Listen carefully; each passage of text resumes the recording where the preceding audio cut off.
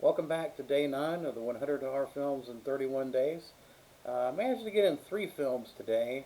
Uh, got sidetracked with football, but I did get in 3 films. First up was Sometimes They Come Back, directed by Tom McLaughlin, who did Friday the 13th, Part 6.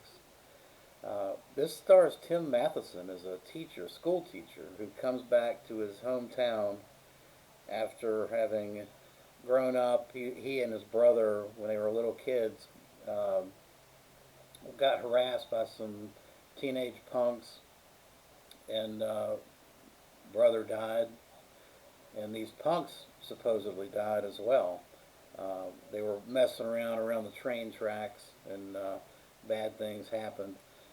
He comes back to town. The town he's feeling kind of a lot of dread. He starts teaching school, and all of a sudden these new kids start appearing, and it turns out that these are the ghostly apparitions of the kids that harassed he and his brother back then, and now they're out to get revenge. Although really, he's the one that should be getting revenge. They were the ones that kept killing people, killed his brother. But it's got Brooke Adams in it. I like Brooke Adams. She's a good actress. I loved her in Invasion of the Body Snatchers from '78. It's a good film. Um, I mean, it's nothing earth shattering, but it's a good film, good solid film. I gave it a 7 out of 10. I enjoyed it. I thought the acting was great, solid all the way around. Next up, a werewolf film. Today's theme was werewolves. I tell you, it's tough. Werewolf films are tough. I don't know why it's such a tough genre. But there's just, you can count on really one hand all the good werewolf films. Of course, Lon Chaney's classic, Curse of the Werewolf, the Hammer version was fantastic. I wish Hammer had explored the werewolf genre more. They only did one film. Dog Soldiers, yeah. I mean, it's Howling, American Werewolf. I mean, there's clearly there's a few good ones, but there's more bad ones. Um, this one is 2006, I believe, Big Bad Wolf, and it's about a young man whose stepfather is a werewolf, and he doesn't find that out until he goes to the family hunting camp with his friends, and the werewolf kills off his friends, and he soon figures it out that his stepfather's a werewolf. The werewolf looked good in this. There's a little bit of CGI which was shaky, but overall the werewolf looked good in this.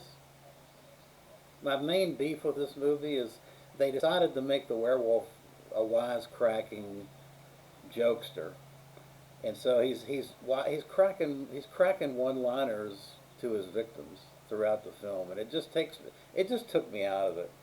I don't know if they were going for comedy or what, but the tone of the movie was not a comedy, and yet you've got this wisecracking werewolf. So it kind of took me out of it. I gave it a 6 out of 10. I thought it was still solid. They should have just played it straight and not gone with the silliness. But it was a good one. It's worth a watch anyway. It's a good one-time watch. I was pleasantly surprised. And then finally, the worst watch of the October challenge, and it's gonna be.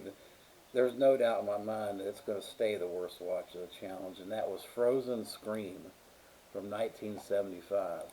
Christ Almighty, this is bad. Stay away. Stay far, far away.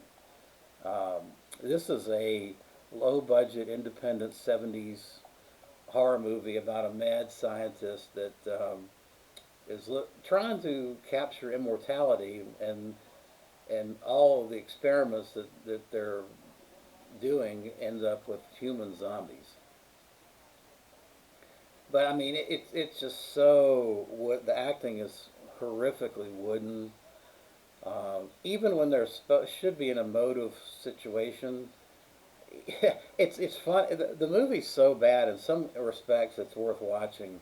Um, you've got scenes where the camera will cut back to a character, and the character's supposed to be eliciting a response, and you've got this deadpan look on their face, I mean, truly, Frozen Scream is probably the most wooden acting I think I've ever seen. I've seen a few movies, horrendously bad. Oh my gosh, and then the pacing is bad. I mean, a film is typically in three stages. You've got the introduction. The first stage kind of sets the story and the characters. The middle stage kind of propels the story along, and the third stage should be the wrap up, which should be accelerated. I mean, we should be moving things along. They decide in the third act to stage a damn uh, jamboree with this group that tried to play uh, buddy like 50s really bad versions of 50s rockabilly. Oh my God, man.